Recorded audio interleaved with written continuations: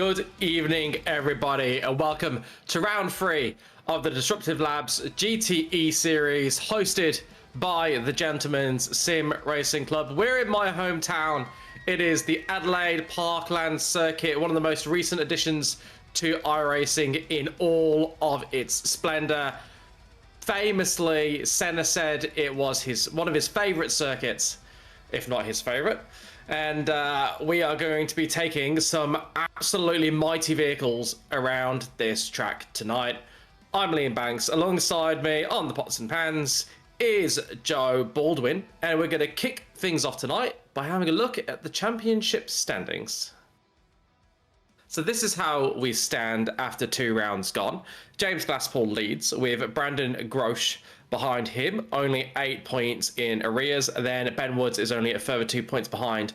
They've managed to clear the pack a little bit with Stephen Bull in 4th, a further 26 points behind, 16 points behind. No, 26. That's my degree maths coming in really handy there.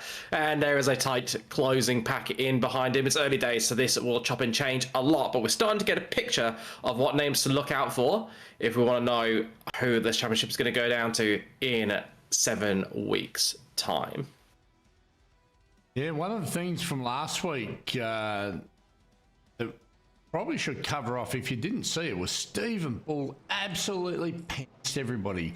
They were running around the bend, and I think by the end of it, from memory, a little bit hazy, he was about 20 seconds on the field and just cruising at the end. He had just such a huge pace advantage, and he'd openly said that he'd done a lot of practice and set up work during the week, as I've just noticed the guys are actually going out for a warm-up, so I imagine it'll be a 2-minute warm-up, which is a bit of intro time, Liam.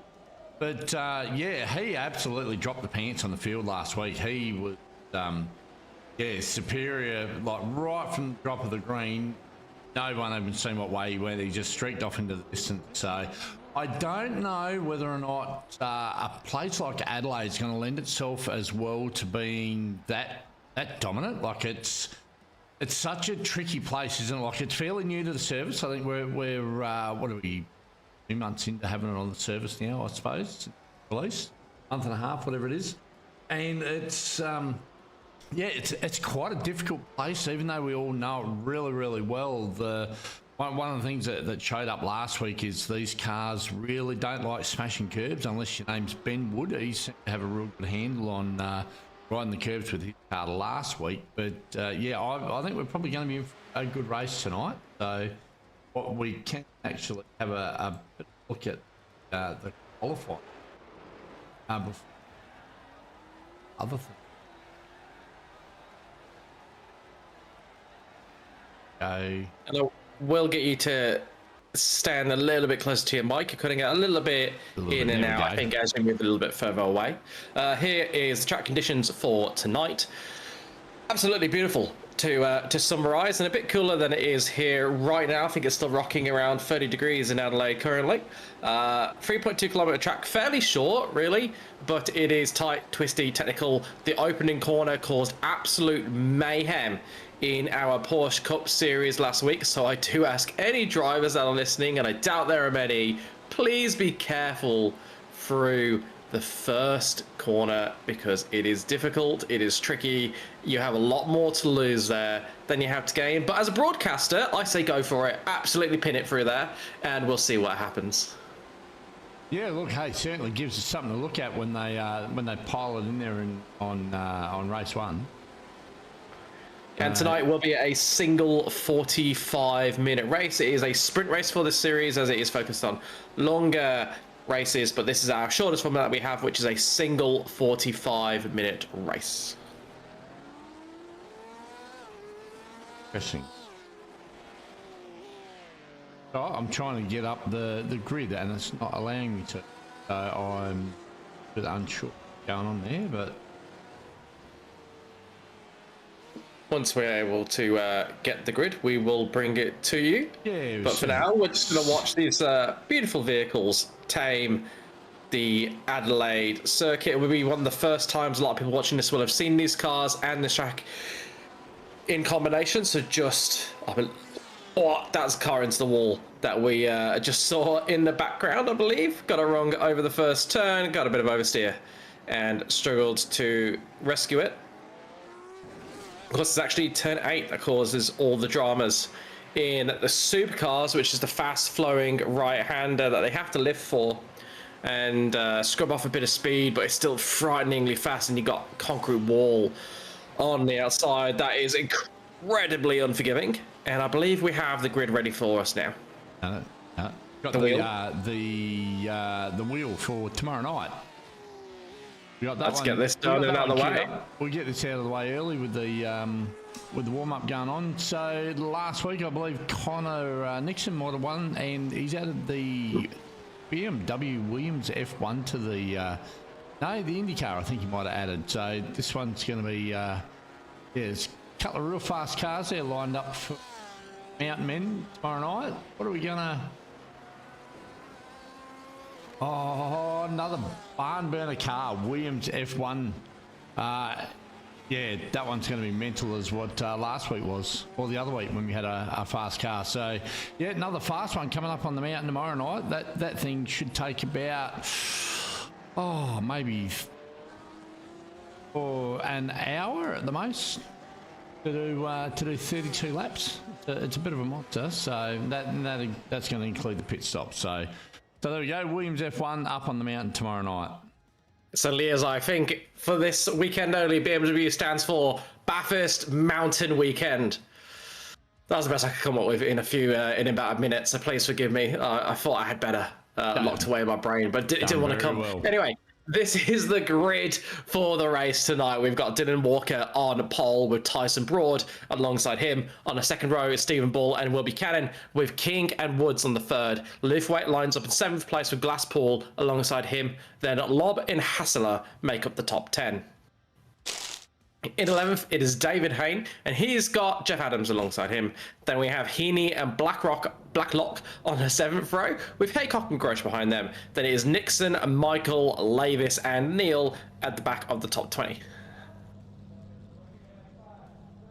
In 21st place is John Simpson. He's got Travis as a party alongside him. Then we have Golan and Oliver on the 12th row, with Nomison and Fitzgerald behind them. Wood lines up in 27th with Zamora in 28th, then Smitke and Akers are 29th and 30th. The 16th row is Sharp and Lipsky with Rollo and Cousins behind them. Another Rollo, Edward Rollo, is in 35th. He's got David Christensen in 36th. Then it is Snedden and Denton on the 19th row, and Gerard and Gander on the 20th. And thank you very much, but there's even another row to go.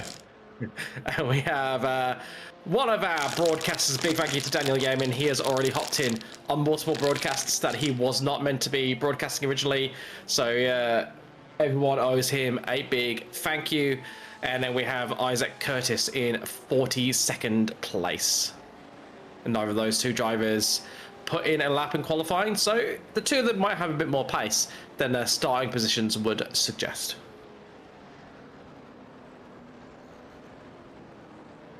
Certainly going to be an interesting race tonight with these cars. This style of car is probably perfect for Adelaide and a long format race.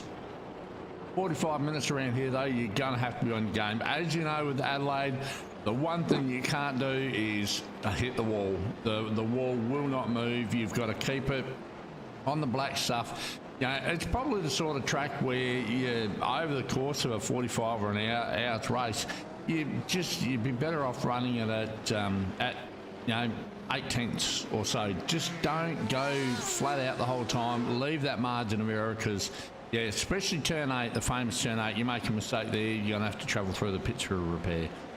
And speaking of pits, I believe we're probably going to be in for at least a single pit stop tonight. So I would imagine there's going to be at least one for the boys. If there's damage, could be more. Yeah, and I expect a decent portion of this field is gonna end this race with some form of damage. We'll have to wait and see exactly who. Will Stephen Bull be able to get to the lead and pull away again like he did last week? Will Tyson Broad hang on from pole, or someone a bit further back that we know who's got pace, really make a statement, like a Sam Blacklock, who has dominated the Supercars series for 2 seasons at least. We've got Adam Lavis, who's always a strong contender, particularly when strategy comes into play. Travis has a party, he's down in 21st. He's responsible for this series. Does he have some secrets that he can pull out? We're about to find out, because the safety car has pulled away, and Tyson Broad will lead the round at the final corner and get us running under green flag conditions here in sunny Adelaide.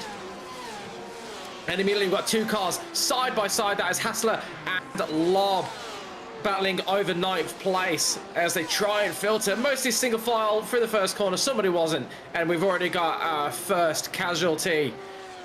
And it might be Greg Heaney. I see his name tumbling down the timesheets a little bit. We'll have to find out what's happened there as we watch them go through like Noah's Ark, 2 by 2 by 2. They filter through the tight and twisty Adelaide Street Circuit, approaching turn 7, I believe, before the turn 6 it must be, before the run to the treacherous turn 8. Here we are. Will everybody make it through here cleanly? And there's 2 points of danger there. Cars are tempted to turn in too early and hit the inside wall, or you just carry too much speed and find yourself on your way to the Adelaide CBD, except not, because there's a massive cement block in your way. And there's a big move diving to the inside there, and I believe that is Rolo on Rolo. Don't know if there is any relation there. I assume there must be, surely, and if there is, then that's going to be a great story to follow throughout the season, because if they are related, well, nobody loves not being the fastest in their family. As we watch them come through turn 1 for the second time, a lot more single file on this lap, a little bit more sensible. So far, no big movers towards the front of the field, because we've got 45 minutes, so plenty of time to make movement a bit later on. As you watch Haycock trying to defend from Hassler and just so around the outside. Dyso's back with his unwavering support for the F. Fjords. Fjords? That's a thing. We'll find out. Was a thing last week with him and Mav. Right. I'll let you follow that and fill in our more dedicated viewers as to what's going on there, because I am completely lost. And it looks like it's Kurt Nomensen who completely lost it through the chicane. And someone's got him. No, he got out of there. Goes Matthew Gerard might have been. Oh, sort of did it on his own. He pulled out and yeah, but look out of control for him. A really odd one, Nat. Really odd one. It didn't look like he got too much damage, so he'll be able to continue. Kurt Nomensen, on the other hand, as we saw, was straight on the tow rope into pit lane. And he has exited. He is running around yet again, but he's 47 seconds down on the rest of the pack. And I'm not sure if he is on the lead. In fact, just confirmed he is not on the lead lap as my timing screens update. Looks like Adam Lavis has got himself into some sort of trouble. He's got a yellow next to his name. Let's pull up the inside of Stephen Ball, and Steve looks like he caught the wall on the exit. Making a move into turn 8 is a very bold proposition. Turn 7 that was. This is turn 8. But you've got to be bold to make a maneuver anywhere around this circuit, because there is nowhere that gives you much space. There is nowhere where you can afford to run off and know you're going to get your car back on the circuit safely. So you have got to be brave and you've got to be brilliant if you're going to make your way forward tonight. And that was less than brilliant from Snedden. Manages to keep it out of the wall. Made a small mistake, but importantly managed to recover fairly quickly without damage, and will continue his race from down in 38th at the moment. It's fair to say that this combination isn't particularly suiting him right now. As Travis has a party, he becomes the latest driver to enter pit lane. Not sure whether he's picked up damage or not. I don't think so. Brandon Roche. Back in 35th at the time.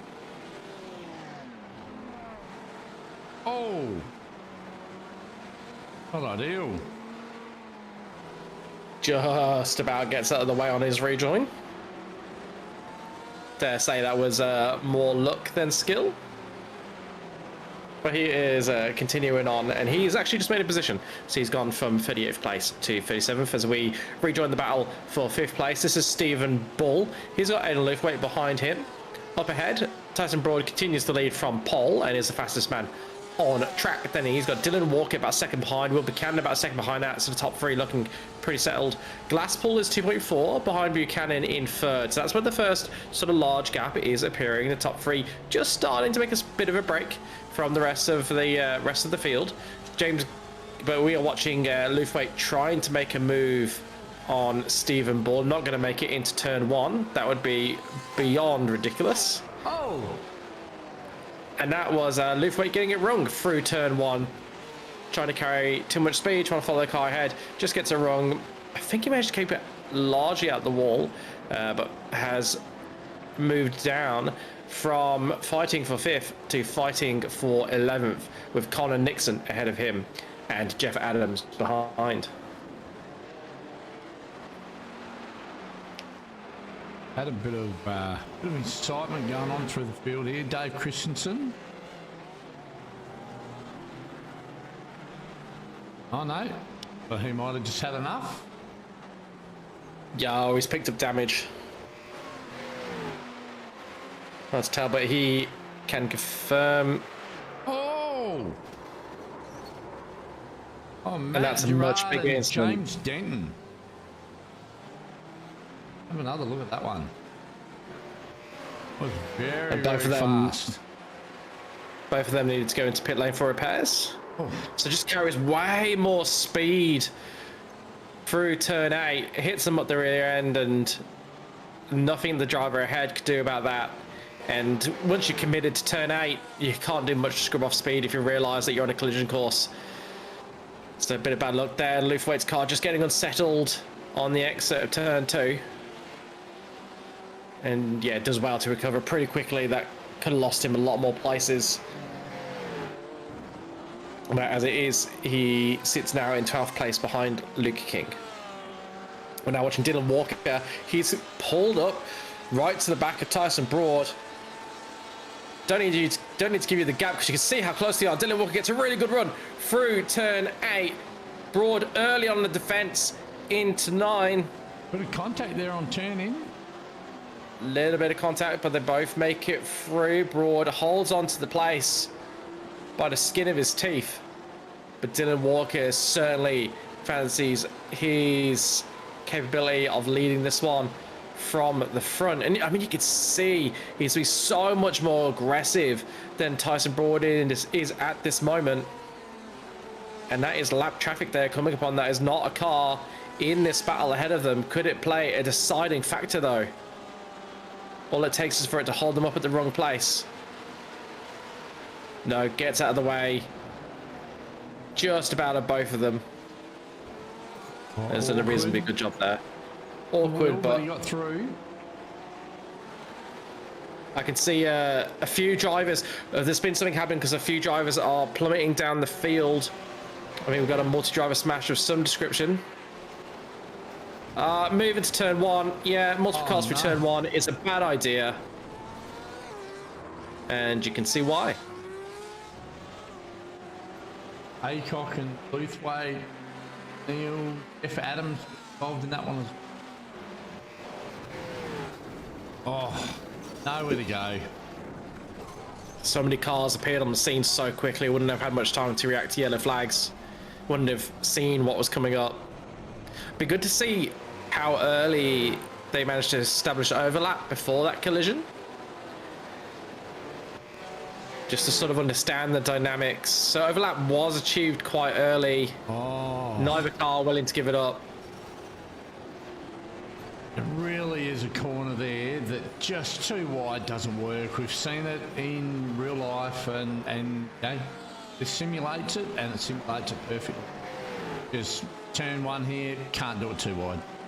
I mean, you can, you can, but you won't make the overtake, right? No, that's the right. thing. So you can, if you're the car behind, you've got a bit of an overlap. A car on the outside, you've got a bit of an overlap. Of course, the car on the inside is just going to take the whole corner, and you're not going to be able to stay alongside, and you're going to end up either over the curbs trying to hold it, or you're going to have to filter in behind. Car on the inside, by the GSRC racing rules, you need to leave a car's width on the outside, which means you need to compromise yourself way too much to get the move done.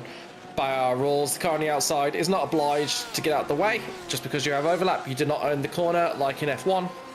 You need to give racing room, and giving racing room in that corner means you're going to have to screw off too much speed to be able to hold a tight enough line, and you're just not going to get the maneuver done unless the car on the outside is very obliging, which in that case they were not. So I believe this is crime, and he might have just get too much damage back in. Yeah, not a surprise. Another one for James Denton. Same thing, limping back. And I probably limped a bit hard on a broken car. Yep. Much caught up with all. Yeah. Now we come back to live pictures of the battle for 12th place. This is John Simpson trying to defend from Hassler, 0.4 of a second between the two of them right now, and Simpson himself only 0.7 behind Nathan Michael in 11th place. Oh, we've had a big run.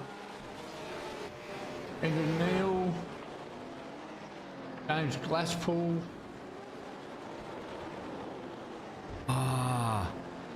No,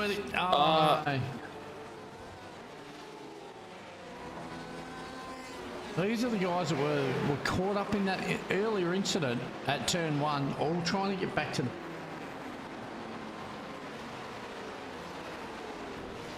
So hard. He's had and that's what I was saying earlier on. The biggest key to lasting the race here is you got to keep it out of the concrete.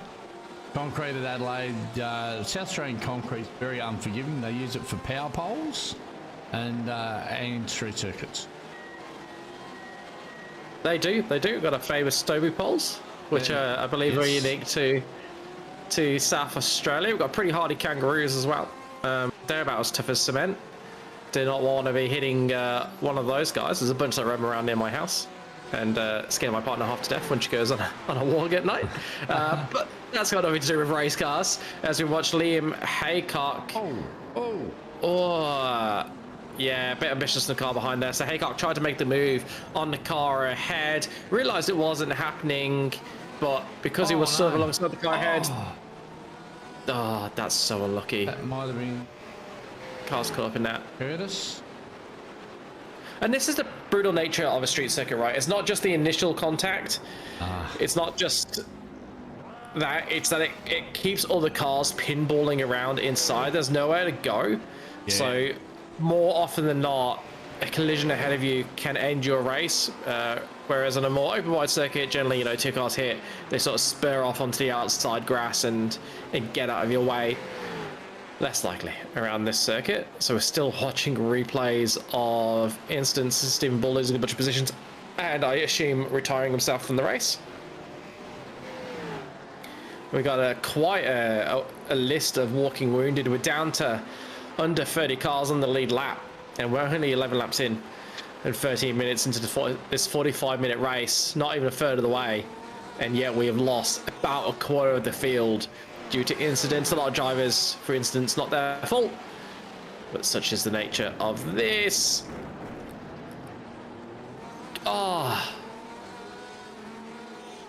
Did the right thing initially getting out of it. Thought the under was on. Got onto the curb and set up the car. Went for a little bit of a spin, perhaps a little bit greedy on the throttle as well. So easy to do. And he'll be really disappointed with that. He's a pretty good racer. Is Dave Oliver pretty clean? So he'll look back at that and wonder what he could have done better. As we watch Hassler lining up Michael for a move as they approach turn 8. Keeps it out of the wall. I do wonder how much pain they're taking when they're following a car that close ahead of you. I wonder if there's a bit of error loss, and that's what's causing them to slide out towards the wall there, because we've seen that a couple of times when the chasing car really struggling to follow through turn 8. Yeah, Kurt's just made a great point there. Once you have an issue and you're back on track, you just get taken. You sort of get thrown in the mix here with the guys that are having a better race than you, and do you battle on and risk ruining other people who are having good races, and so sometimes better off just to take the pain and the take the drop round and move on to next week. And as we got there, Steve, I think that's Steve Bull. Like after the dominant display that we've seen from him last week, just wasn't his week this week. I know.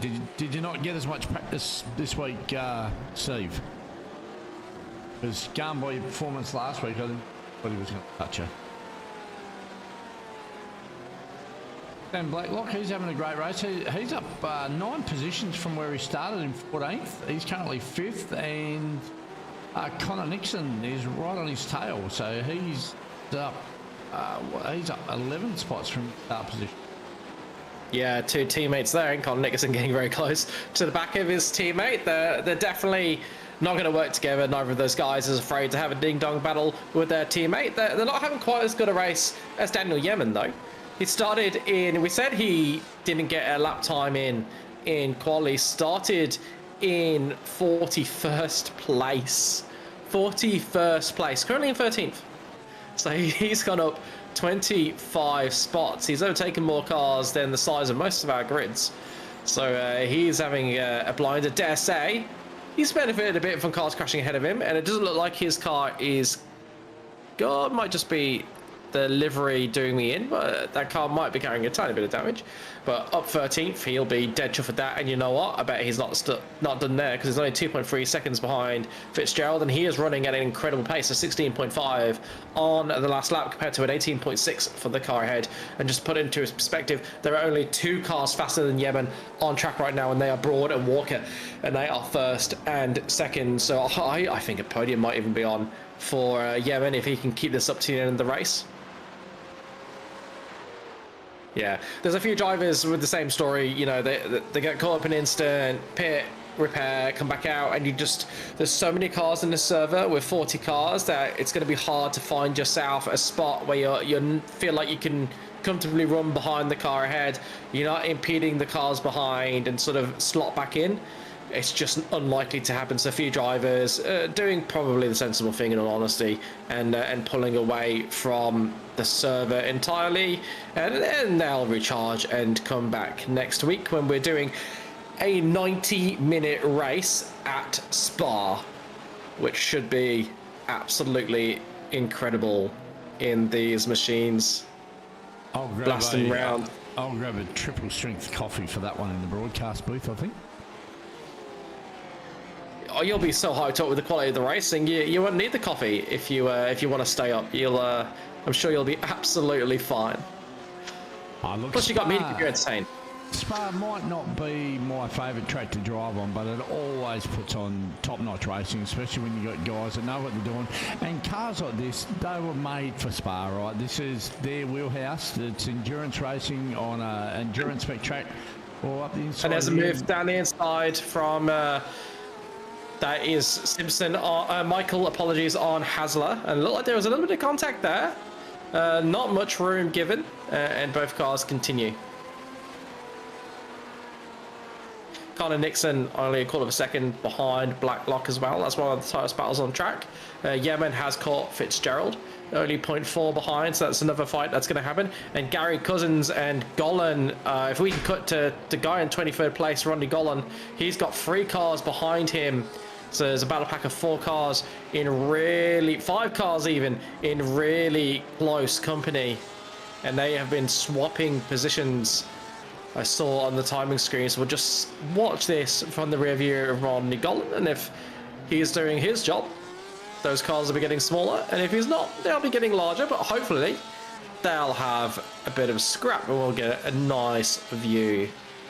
Admittedly with a spoiler in the middle of the screen, just where the cars are. And we now cut to the view from Eduardo Rollo, who is towards the back of this pack. He is in 25th. He's got Travis Azzopardi, our series runner, behind him, and just overtaken him. Recovering from an early pit stop is Travis Azzopardi. Next to as a party is Gary Cousins. We missed that one because we're on board with it as it happened, but we'll have a look how we got the move done.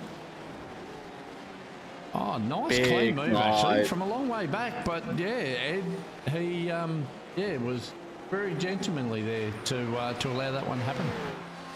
Yeah, that was absolutely beautiful. We'll stay with this. Just want to call out up at the front, Tyson Broad has pulled away from Dylan Walker again. That gap now out to 2.5 seconds. So whether Tyson Broad was keeping a little bit in the tank, giving his tyres a breather, trying to save some fuel, and that allowed Dylan Walker to get close. We don't know the story there, but he has pulled away again and was almost half a second faster on the previous lap.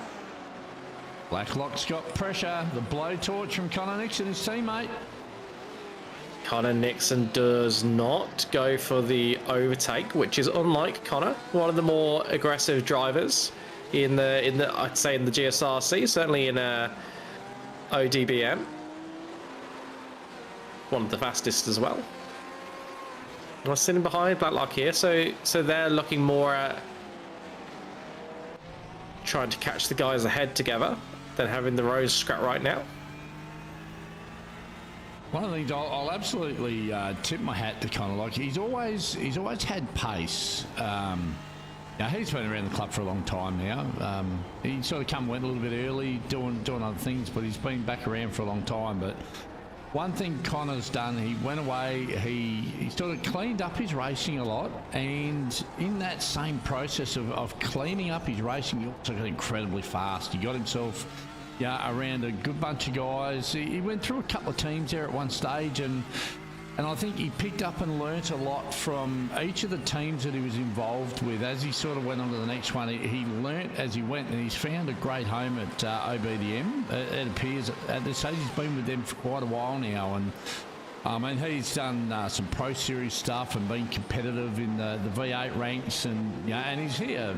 He's climbing all over the back of Sam Blacklock, who is absolutely no slouch. So yeah, big ups to Connor. His racing, his racecraft has improved along with his pace over the last couple of years consistently. So he's absolutely doing a great job every time he gets behind the wheel. And the other thing with Connor too, doesn't seem to matter what he drives, he's always got pace. So yeah, big shout out to Connor, mate. Great work.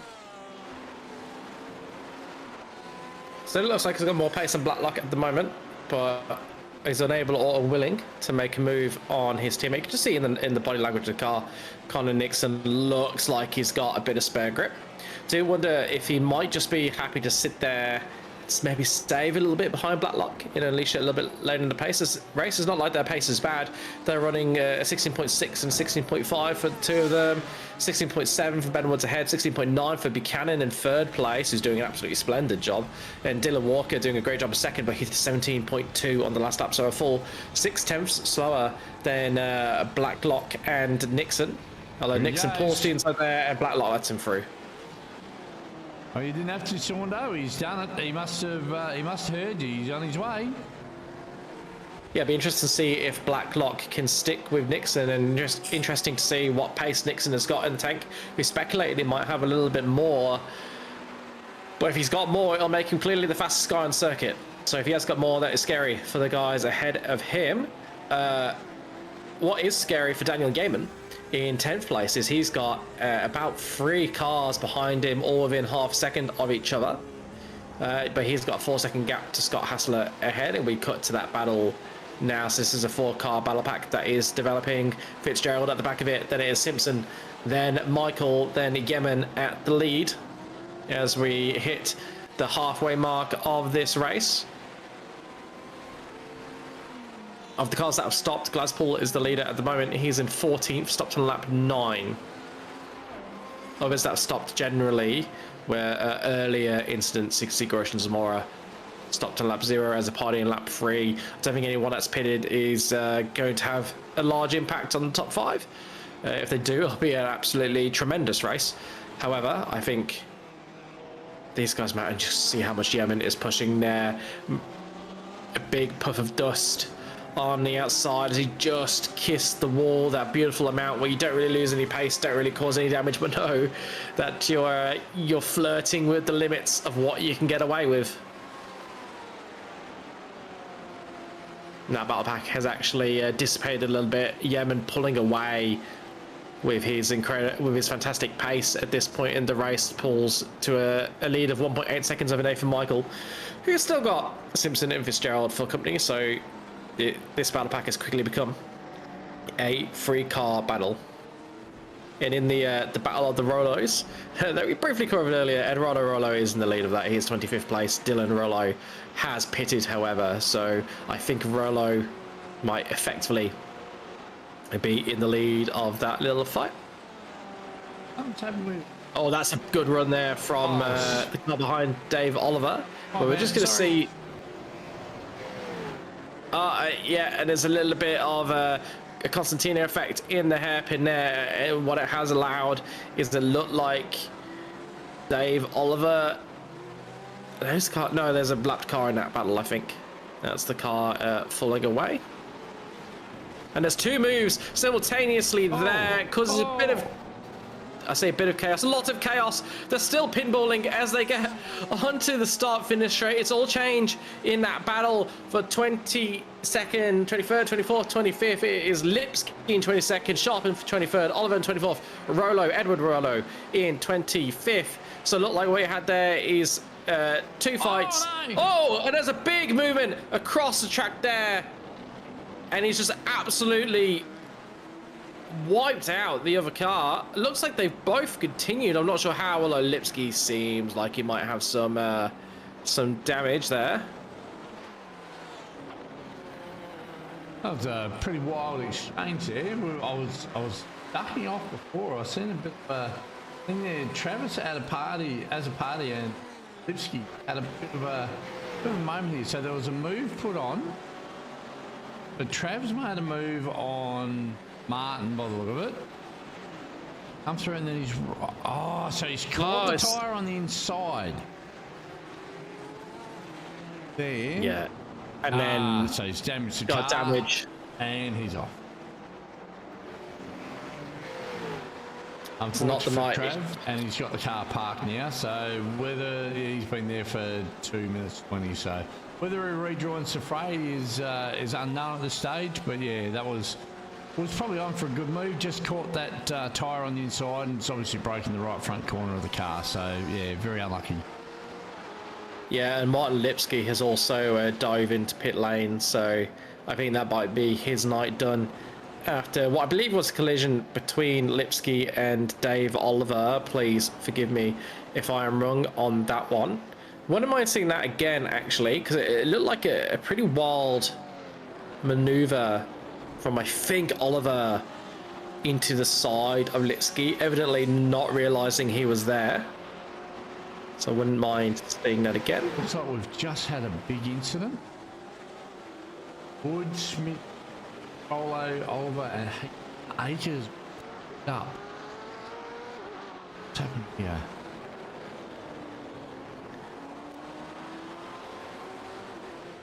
I don't know if we're going to see it here, unless he goes for a spin at the final corner. It feels like that's gone on for too long. Schmick. I'm not sure. It's showing all these guys as being crashed, but there's nothing happening. Odd.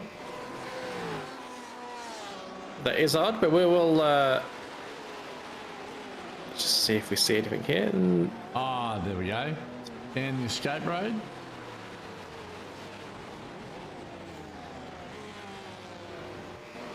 Overall, so we were looking for that that was up. Oh, there's an incident, so that's someone into back of Oliver. And then gets it back going. Great recovery though. Very well controlled by Dave. This was that that move that we had there before.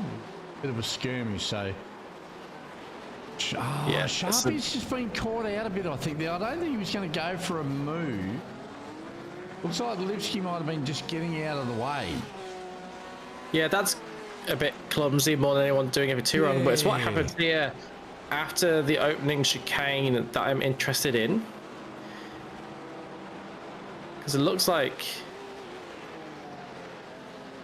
Oh, that car's gotta have damage or something, because it's just suddenly pulled to the left, hasn't it? Yeah, it did. And it looked like there was a bit of smoke as if a tire locked or seized or something. That was really odd.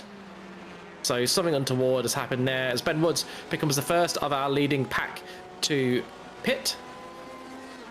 He was in... I'm going to get it wrong, so I'm not going to say it. I think he was in fourth place. Fourth or fifth place. We're both in about the same ballpark, and he's coming out from pit lane now. Fairly fast stop, and he is coming out in 7th place. So these leaders aren't going to have to worry about too much about coming out behind slower cars, although that's really awkward for Tyson Broad as he come upon traffic, and it's not quite got out of the way how he would have liked, and he's found himself in the wall. I wonder if that might encourage him to go for a pit now if it's picked up damage and just get it done. But if my eyes didn't see me, it looked a little bit clumsy and like he went into the wall. Because I can guarantee you that is not Dylan Walker behind him, because Dylan Walker is 6.4 seconds in arrears. Just goes to show there is nothing sorted here yet. There is plenty for these drivers to navigate over the next 15 minutes to see their cars to the finish line in Adelaide, and John Simpson is about to navigate his way past Nathan Michael, dives down the inside at the hairpin, gets the move nicely done, gets good traction on the exit, and completes the move to find himself in the top 10. Great move by John too. Even on the exit, he made sure he had a tighter exit, left Nathan a lot of room on the exit. No contact, and yeah, they both got through safe. Nice move. Dave Oliver and Scott Hasler.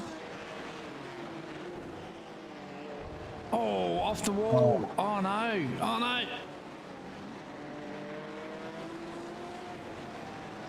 Yeah, not been Dave Oliver's night. I think he'll have called it now.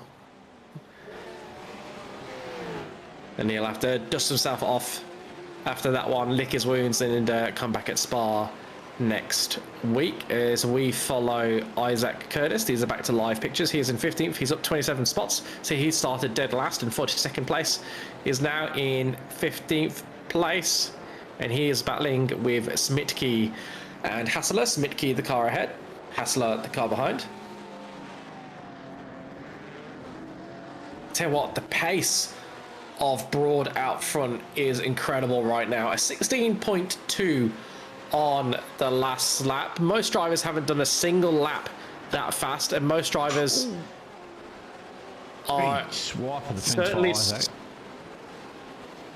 certainly slower than their best lap. So these cars not in peak condition, and there's big damage as well for Isaac. Struggles to get it around that corner. He's gonna struggle and try and get that back to the pits, but I don't know if he's gonna be able to accomplish it. Dan Yeaman, look at this, up. Unfortunately, one thing to point out, Dan Yeaman is not eligible for most positions gained simply by the fact he did not put in a qualifying lap. But, make no mistake, up 33 positions. Crazy stuff. Currently in 7th. Oh, what happened there? Was that Woodsy? That was Ben Woods. Ben Woods just got the wall. Dan Yeaman's gone by him.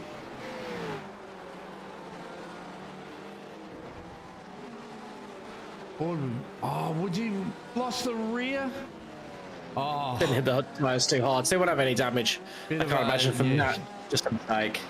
Probably might cost him a position by the end of the race, but I don't think the race is with Dan Yeaman, who I would imagine with the pace he's had to carry to get his position, will have to pit at some stage. But yeah, that was a bit awkward by Ben. He'll be disappointed in himself with that one, but pick up the bat and ball, play on, and he's good to go. No damage. Not a lot of real close battles on track at this point of the race. Schmidtke and Brandon Grosh is about your closest at the moment. Yeah, only 0.8 of a second behind them. I say we can't say that we haven't been spoiled for drama so far, though. Considering we started with 42 cars and we've got 25 remaining on the lead lap. So I do believe that is not a great conversion rate for starters to finishers. A bit like 80s F1, I think at this point, although with more driver errors and less engines just spontaneously combusting. Uh-oh. One for Gerard. Turn one. Oh, grab that curb. I would. Gerard. Oh, he hasn't had. Woody in the background. No. Nah. So, Paul Wood and Isaac Curtis, they had a.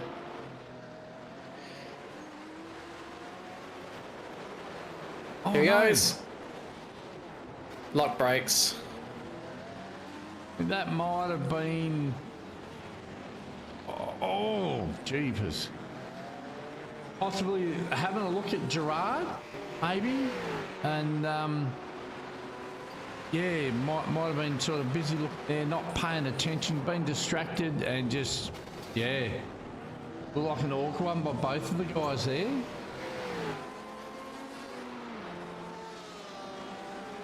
Yeah, I think it's fair to say it's not a race that many of the drivers in this field will look back on with fondness. A lot of those remaining, quite a few have made a few positions, so those guys will be fairly happy. As we watch Eduardo Zamora pulling over, must have got a slow down of some description. I think my leaders just behind me. Or it might be the leaders, might have been the leaders. Like But Jeff that's Adam. What have you done, Jeffrey? Oh, wide. Oh, hard hit. Oh, fast repair. Straight to the bar. Straight to the bar. So out front, Tyson Broad has built his lead over the second portion of this race so far to 7.7 seconds. Barring a mistake, he is looking pretty darn good at this point, although he is making his way through lap traffic. So the level of danger has significantly increased over about 5 laps ago. Dylan Walker is in second, as he has been the entirety of this race. Will Buchanan is in third, as he has been the entirety of this place. And Tyson Broad becomes the first of our podium contenders to dive into pit lane. With only 8 minutes left on the clock, so it will be a very quick splash and dash. Dylan Walker continues on. Connor Nixon from 4th place goes into pit lane. So I think we're starting to see that this is the limit of the tank for those cars that have run flat out from the very start.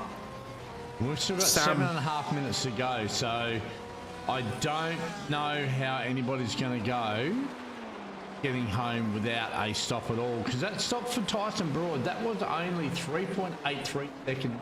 So he's taken maybe 8 litres, maybe 7, 8, 9 litres. It's not a lot, but obviously he felt the need to take it. Now, is this why he got a 7-second break over Dylan Walker? Did Dylan look at the fuel numbers and realise that if he backed it off a second or so a lap, he's going to make it home? I mean, look, I would not be surprised. So full push to take it 41, 42 minutes. Yeah, if a full push is 41, 42, we're going to have a bunch of drivers that are trying to get to the end. I think those drivers that have been towards the front and they've been consistently in the mid-17s, I think those are the drivers we're going to see probably going to the end. Dylan's going again. Dump it. Only 15 cars now. Saving fuel. Only 15 cars now on the lead lap.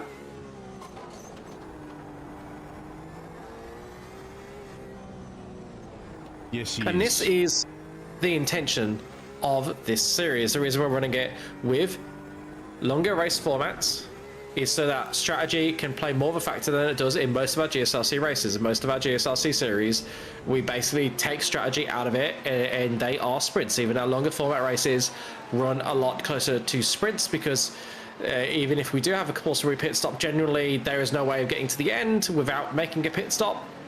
Because it is compulsory and there is not the field to do so, and often it doesn't get you far past the midway point, so often there's only a small amount of laps in which you can sort of take your fuel and get to the end. Whereas with this series, it was meant to provoke strategic variation, and that, even in the sprints, and that is what we're seeing here tonight. It looks like at least it's certainly some drivers trying to get to the end, others running flat out from the start and deciding to see what they can do. Tyson Broad, chief amongst them. I mean, it's got him a podium if he doesn't throw it into the wall, because he is currently in third place and he has made a stop and 2 cars ahead have not. Sam Blacklock, his stablemate, is behind him in 4th place. We'll wait to see whether he's going to the end. He's had a really good pace. Connor Nixon, he's in 6th, he pitted. Ben Woods, he pitted, he is in 8th spot. But really, they're the odd ones out. Most of the drivers still on the lead lap have not pitted. We're seeing Ben Woods there getting on the lights, so he is not very happy with the laps traffic that he just got past. And that lap traffic indeed. And is this a battle between lapped cars? Is that why? Yes, it is. Yeah, these guys are definitely in a race of their own. Teammates too, my teammates as well. As a matter of fact, Dale Sharp and Paul Wood, they're having a bit of battle there, a lap down. Yeah, representing Bailey Ladders while you're stuck behind the screen with me. So 4 minutes to go. If I was going to be running these cars, I would absolutely be in the Porsche, if nothing more than for the glorious exhaust note that comes out of them. That is a nice sounding car. As are most of the GTE server, to be fair. Daniel Gehrman becomes the latest car to pit. I think he'll still be up 30 places to the good by the time it comes out. I hope he is, because that's a lovely benchmark to hit. Tyson Broad now only 0.2 of a second behind Will Buchanan, and Will Buchanan's pace has tailed off all the way down to an 18.1, so I wonder if Will hasn't quite got his fuel saving right, because Tyson Broad is about to overtake him and get into 2nd place, unless he's nope, it's already been done. Tyson Broad makes his way to 2nd. This is the problem when you're fuel saving. If a car behind you just come up with fuel, you can't defend, because you can't go deep on the brakes. You can't stop fuel saving to try and defend unless you manage to get ahead of the curve.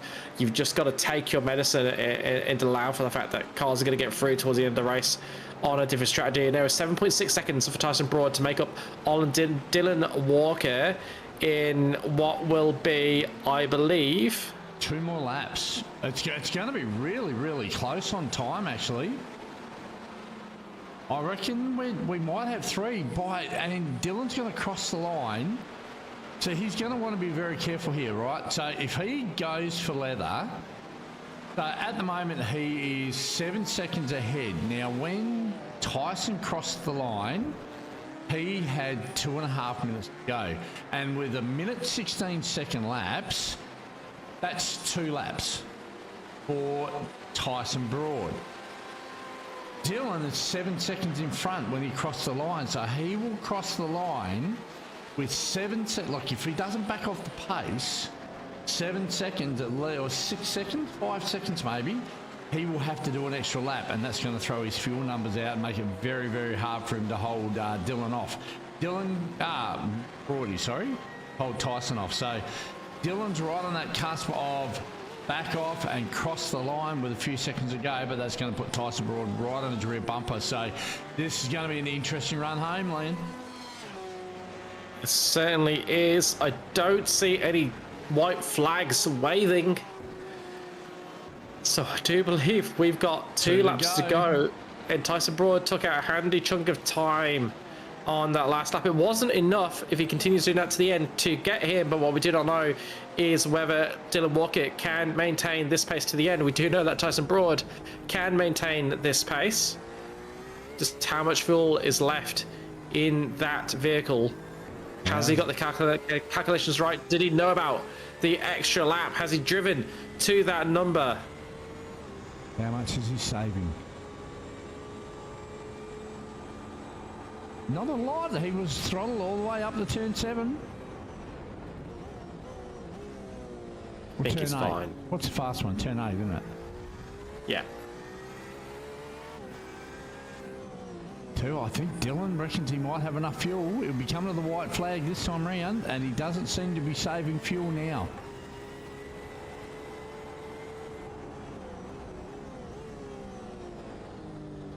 And the gap is down to 5 seconds. White flag. There is the white flag. 2 laps to go.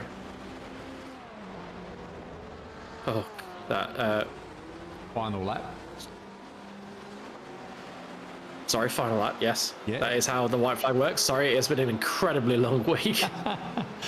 That's all right. We've all had those. So, tell you what, Dylan. That was so being held up right here. Oh, that was a get out of the way. Yeah, no, Tyson did nothing wrong in that. He put his car to the inside. He was in a position to make a move. The car on the outside just decided to make it easy by absolutely missing the corner and getting out of the way. There is 4.7 seconds. I don't think Tyson Broad can get Dylan Walker unless Dylan Walker literally coughs over the line. Fitzgerald's got himself a black flag against his name. So I wonder if he's hit an instant points limit or if he has perhaps He's had pitted incorrectly. So I'd say he's up for a drive-through. And I believe take a bow, son. He's driven absolutely superbly. Spent a lot of the race in second place, looking like he was going to finish as a bridesmaid to Tyson Broad, but he went on a different strategy. He controlled his pace magnificently, gets it home with no stops compared to Tyson Broad's all-out pace attack to come home with one stop. 4 seconds between them in the end. Dylan Walker proved that the no stop was the better strategy, but both drivers drove absolutely brilliantly. Congratulations to Dylan Walker. That is a thoroughly deserved victory. Will Buchanan will finish in 3rd place, also having done no pit stops. He has driven incredibly. He has been there from start to finish. Blacklock and Nixon will finish in 4th and 5th places. They are up 10 and 12 spots respectively, so they've had incredibly strong drives. Ben Woods finishes in 6th, having made a stop. Daniel Yeaman finishes in the end. Oh, look at this, pushing him to the line. Oh, he was trying to push him to the line with no fuel. In 7th position, up a staggering 34 positions. This is Lob running out of fuel. His teammates trying to push him. Oh no. Just a little bit too much force there. And poor Lob doesn't quite make it to the checkered flag. Scott Hassler was trying to do the... it just lifted the rear of the car up and turned. I didn't even look that aggressive from behind. It looked worse in the other position. That looked like it was going to be fine, but evidently it was not. And we have reached the end of a fantastic race this evening at the Adelaide Street Circuit. When you try and do the hero move and you end up looking like a villain. And that is the qualifying results, but we will get up the race results for you. We will. Here we go. My bad. There we go. Confirmation that Dylan Walker takes out the victory. Tyson Broad in 2nd and Will Buchanan finishes on the final step of the podium. Blacklock in 4th, Nixon in 5th. Then it is Woods and Yemen, our biggest mover. Absolutely spectacular drive from him. King in 8th, Grosh in 9th. Simpson in 10th. Then it is Lob, Maverick, Schmidtke, Michael, Wood, Heaney, Sharp, Haisler, Fitzgerald, and Rolo in the top 20. And then further back from that, we have... There we go. I Curtis, haven't had to make that work for a long time. We've never had enough guys. Sorry, fella. Curtis, the last driver to finish only 1 lap down. Of those finishing 2 laps down, you had Zamora, Snedden, Akers, Gander, and Golan. And then it is Gerard 3 laps down, Lipsky 5 laps down, and then you've got all of the early retirements. So they are Adams, Rollo, Dave Rollo, that is, Glasspool as a party, Cousins, Ball, Denton, Neil, Hayne, Haycock, and Luthwaite. And I believe there's 2 more on top of that, because we had 42 cars in the server, and the final 2 are Christensen and Nommensen. And we have been joined in the booth promptly by the 2 fastest guys on the circuit. It is Dylan Walker and Tyson Broad. Dylan, we'll come to you first. You were the victor in this race. You were also first into the commentary booth, which is another race won by you. When Tyson Broad started to pull away, how worried were you? How quickly were you trying to do your maths in the head to figure out how much time you could lose and still get the victory? Yeah, obviously Tyson had the pace in hand, but yeah, I don't think I was really stressed.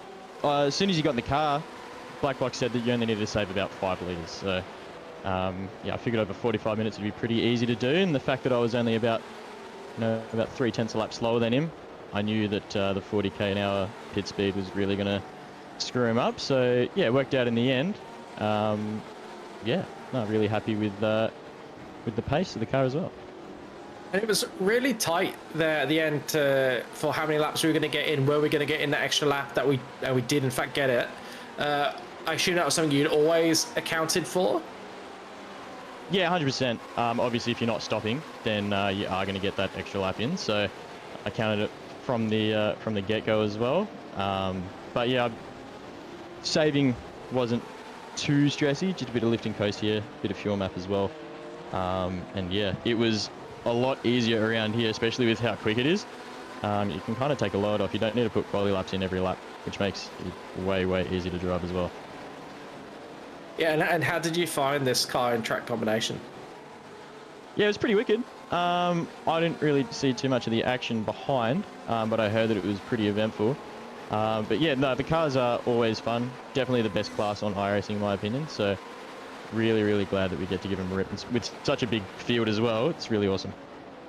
Yeah, absolutely huge field, which is awesome to see, and so rare for the GSRC to get a huge field on a Friday night. I think it really vindicates the passion that Travis as a party came in with to the committee, saying that, hey, I've got a series, I want to run it. Can I run it Friday night? Can I have the slot all to myself so I can run longer races? You know, it came with a lot of asks. We had such a passion for the vision that we decided to run with it, and we have been rewarded. And I'm sure we're going to get just as big a field next week when we go for 90 minutes at Spa. Yeah, 100%. I mean, it's a credit to you guys for the event that you put on. You know, it's always really well run. So, yeah, I'm sure Spa's going to even track even more. You might need to expand your grid even further. Might hit 60. That'd be pretty cool. Imagine. Not And we're having conversations about if we have to run 2 surfers on a Friday. That would be absolutely insane. Hopefully we sit below that 60. We don't have to have that conversation, because I think 55 cars around Spa would be just insane. So fingers crossed we get that. Thank you very much for joining us in the commentary brief. It is much appreciated. Best of luck for next week. Cheers, guys. Appreciate it.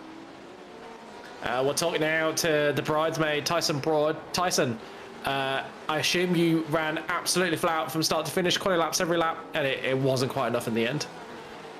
No, actually, I was fuel saving throughout half. Oh, were you? So, yeah, I think we need to get a tank size check on that Porsche, because it seems to be pretty BS in my view. But no, it was, yeah, I don't know why. I think I just gel with Adelaide for some reason. Yeah, just managed to get the pace out of the thing tonight. I think looking at the fastest laps, I was the only one in the 15s. But then again, Walker saving 15.81. Really, mine's staying a 15.56. So, Okay. but anyway, yeah, it was very interesting to say the least. But no, well done to Dylan for getting the save done and yeah, managing to pull it off. Yeah, I mean, obviously you know you had pace around here. It didn't quite work out. Didn't quite work out for you tonight. What's the plan for Spa then? Is there anything you can do? Obviously, you got really long straights of Spa into big braking zones. Is there anything you can do to overcome what you feel might be a disadvantage for the Porsche? Is that something you'll look into more for next week, or are you gonna rock up drive, see what happens? Probably more of the latter, just rock up drive, see what happens. Yeah, don't really know what the go is with Spa, with the vet. Don't know whether it's going to be good, bad, whatever. But yeah, we'll see what happens. Well, fingers crossed it works out for you, mate. Congratulations on second place. It was still, even though it wasn't the result you wanted, still a fantastic drive, and you should be proud of the drive you've put in. Yeah, thanks to all the boys at Orbit Drop Bear and our sponsors in Revolution Race Gear and iLiveries for their support. Yeah, and good luck for next week. We'll head on over now to Daniel Gibbon, another one of the Orbit Drop Bear guys, but you had a very different race. Instead of essentially running in first for most of the race and then in the pit stops falling down to second, you had a much more eventful race, climbing over 30 positions. So just talk us through your race. Yeah, just a case of tonight. Dinner was a little late in our house, so misqualifying was the main reason I ended up where I was.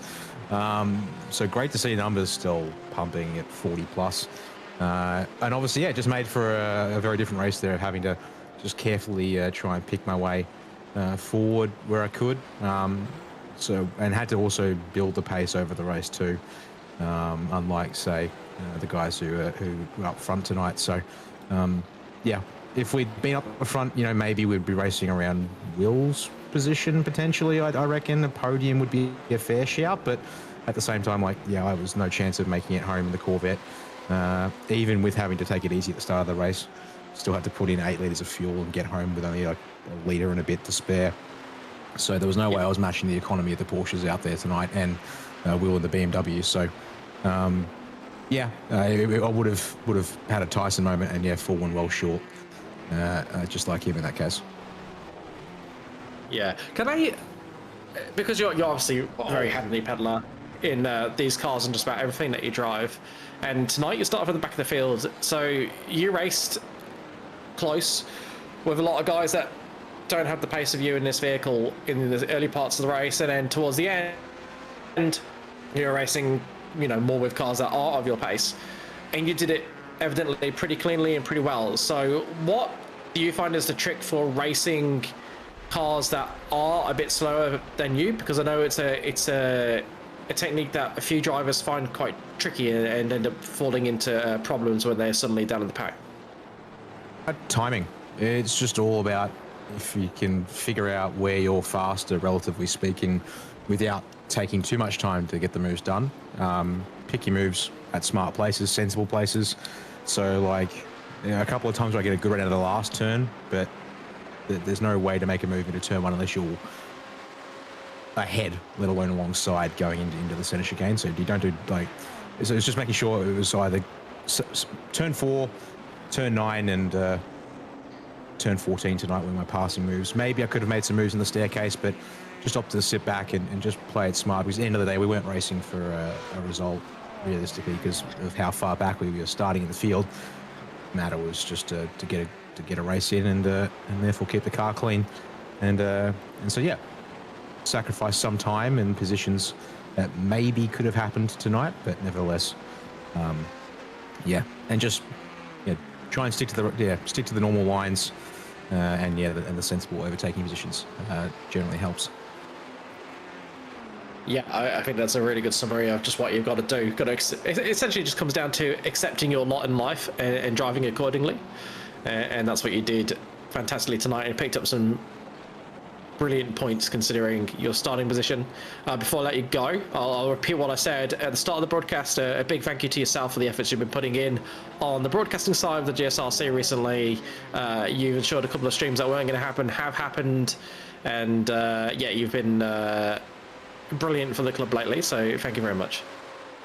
Oh, look, a pleasure to be able to help out and use what I've been able to develop in that capacity. And yeah, look forward to keep doing the commentary on Wednesday nights this season. And yeah, should I be available, and should the needs arise, hopefully, yeah, can I be available to keep filling in across the course of the season if I'd otherwise be at home. Yeah, it is very much appreciated, and good luck for next week, mate. Yeah, fingers crossed. Hopefully we can get out on track. Actually, I think at this stage I might have Friday off, so that would mean that, yeah, the door is open to come and race again, because the first time I had a chance to do so on a Friday night, and yeah, whip out a bit of GTE racing, which I haven't done now in quite a few years. And you're not alone in that. You've been joined by a few of your stablemates, including Colin Nixon, who has joined us in the commentary box. Yes, you can all applaud that smooth segue whenever you so desire. Just talk us through your race, buddy. You finished, where was it in the end? Was it 5th, 6th in the end? Yeah, P5 in the end, which, yeah, pretty happy with. I thought I was driving a cruise ship for the practice, and then somehow the car just turned on in the race. So, yeah, I was pretty happy about that. So what was the difference in feeling? Was it just a difference in relative pace, or did the car genuinely just feel more lively and quicker? Oh, it just rotate. It'd rotate. The front would actually grip at some point. So it was actually kind of nice when, yeah, in the middle of the race, I'm like, oh, this feels all right. We'll just push a little harder, and just pushed harder and harder. And yeah, I was on the back of Blacklock, and I'm like, hey, you pushing? And he's like, yeah, I'm pushing. I'm like, but obviously he was fuel saving in the end. So yeah, that was a bit of a stab in the back. But yeah, games we all play as drivers. So but yeah, no, look, yeah, just it was a good race. I really enjoyed that. I thought that, the GTEs would be a bit boring for 45 minutes, but yeah, they were a wonder to drive. So yeah, it's good the clubs bring these cars back, because yeah, it's been a minute. Like last time I drove these was, yeah, with Harry Lillis back in 2021. So yeah, it's been a minute. Yeah, as I keep telling everybody, you got Travis to thank for that. So everyone send your plaudits to him, because he deserves them for what he's done with this series. We do watch you and Blacklock on the commentary. We're saying that Colin Nixon's behind Blacklock. He's not one shy from a fight with a teammate. And then you sat behind him for a bit. We're like, this doesn't feel like Connor. What's happening here? Yeah, it was one of those, I've just got too much respect for Blacklock. So yeah, we just sat there, just had a bit of a chat, and just did some laps, and then I was like, can I go by? And he was like, yeah, go for it. So I went by, and that was it. So yeah, just went forward, and he told me to go and get Woodsy, so I did. But yeah, Woodsy fell off the track as well. So yeah, that was unfortunate. I was looking forward to having a battle with Woodsy. So yeah, it's been a minute since me and Woodsy been on track, besides GT4s on the other night, so Thursday. So yeah, it was good.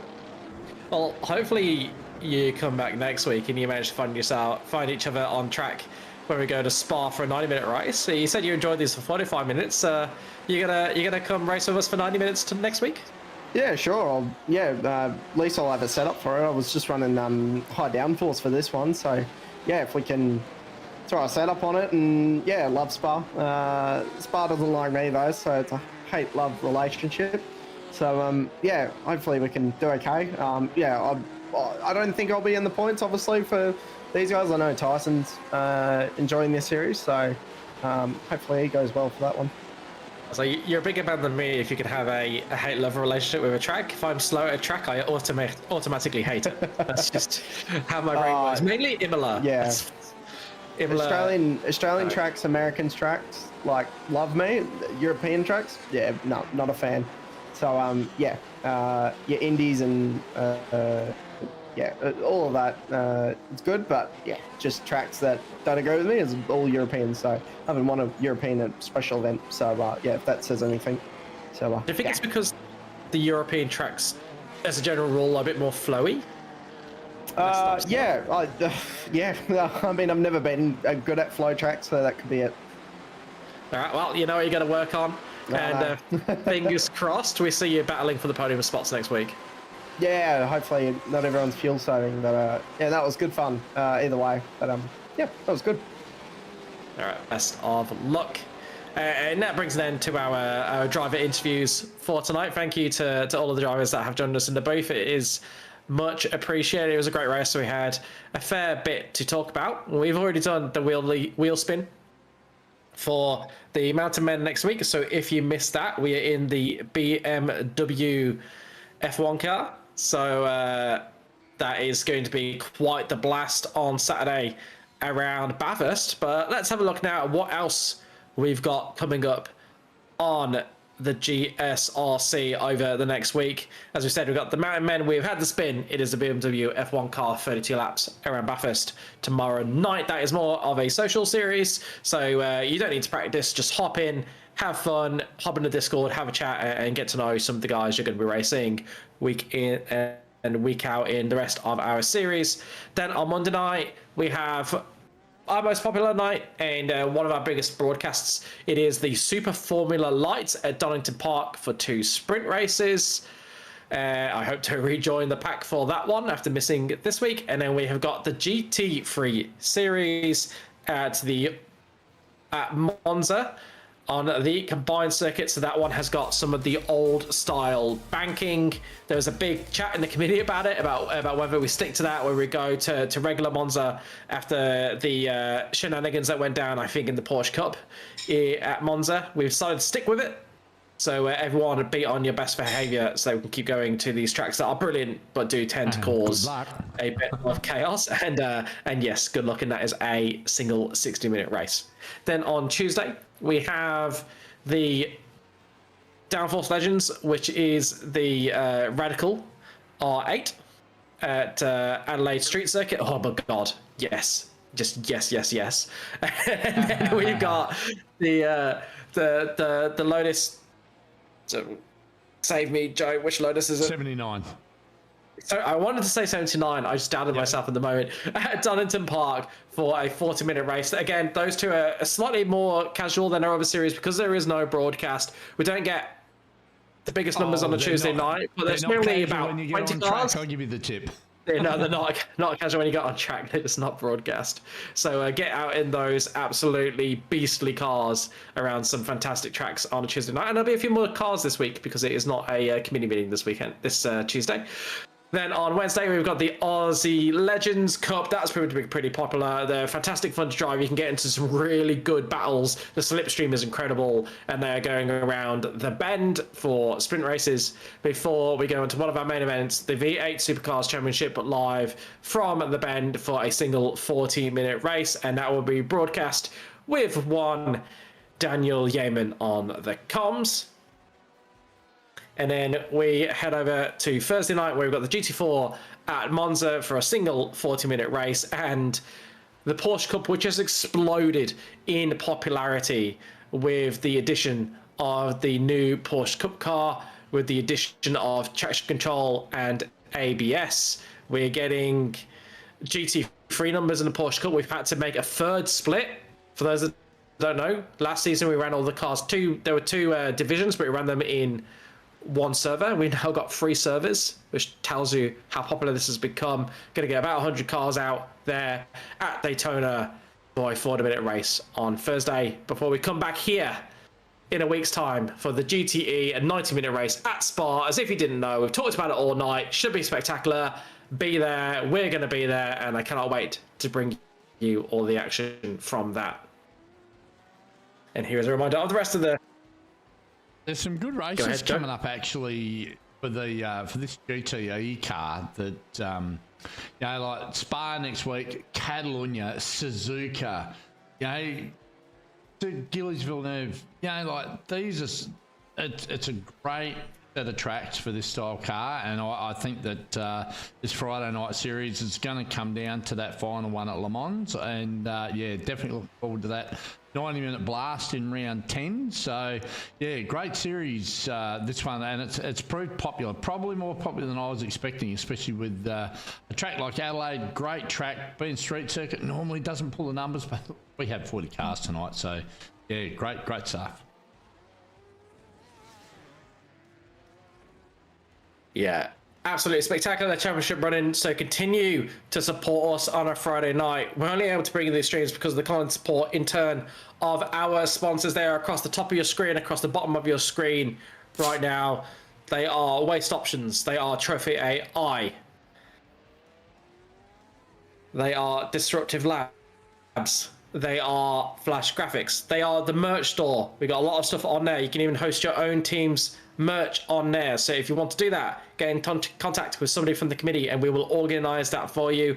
We've got our latest shirts. You can see the latest design is there in the merchandise store graphic that we've got. The shirt with the back shown to you is our latest design with our proud club sponsor, Disruptive Labs. So do get in and get those.